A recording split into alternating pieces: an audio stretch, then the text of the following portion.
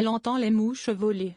À la veille de la reprise des consultations menées par Emmanuel Macron auprès des différents responsables politiques en vue de la nomination d'un Premier ministre, la chef de file des écologistes Marine Tondelier a mis la pression, ce dimanche 25 août, sur le camp présidentiel. Et pour cause.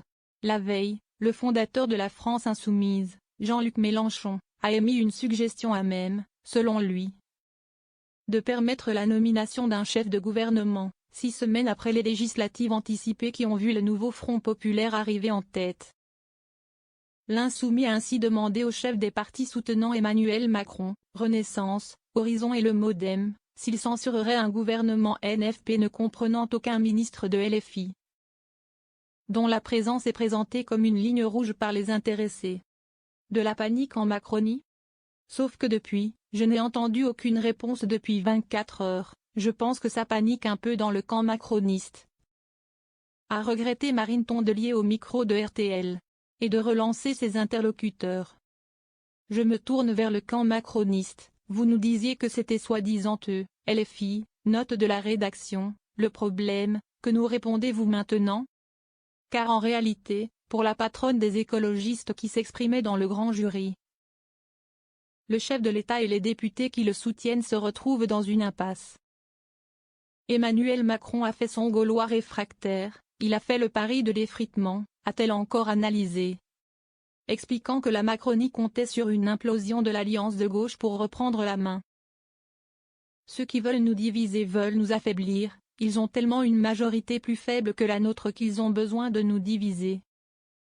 Une zizanie qui ne prend guère. L'alliance de gauche fait bloc autour de la personne de Lucie Castet et de son programme. Et rappelle sans relâche qu'elle est demeure le parti qui a rallié le plus de suffrages le 7 juillet dernier. Ce qui fait dire à Marine Tondelier, et que Jean-Luc Mélenchon sous-entendait également, que la Macronie, en réalité, cherche par tous les moyens d'éviter de nommer un Premier ministre de gauche, allant ainsi à l'encontre des usages. Un prétexte pour nier le résultat des élections. La balle est dans le camp des soutiens d'Emmanuel Macron, a-t-elle encore insisté ce dimanche sur RTL. Jean-Luc Mélenchon leur dit, LFI, c'était ça votre problème? Il n'y a plus de problème. Alors que faisons-nous? Nous avons fait un compromis, à vous. Et je les trouve bien muets depuis hier. En réalité, plusieurs députés soutenant le chef de l'État se sont exprimés depuis samedi. La députée ex-LR et désormais Renaissance des Hauts-de-Seine Constance Le Grip a par exemple assuré qu'elle voterait quoi qu'il arrive la censure d'un gouvernement NFP, avec ou sans LFI. Même son de cloche est la vice-présidente Horizon de l'Assemblée nationale Naïma Moutchou ou du côté de l'élu macroniste de Paris Benjamin Haddad. Des réactions qui tendraient à donner raison à Jean-Luc Mélenchon, qui estime que le refus de voir des insoumis au gouvernement n'est qu'un prétexte pour nier le résultat des élections.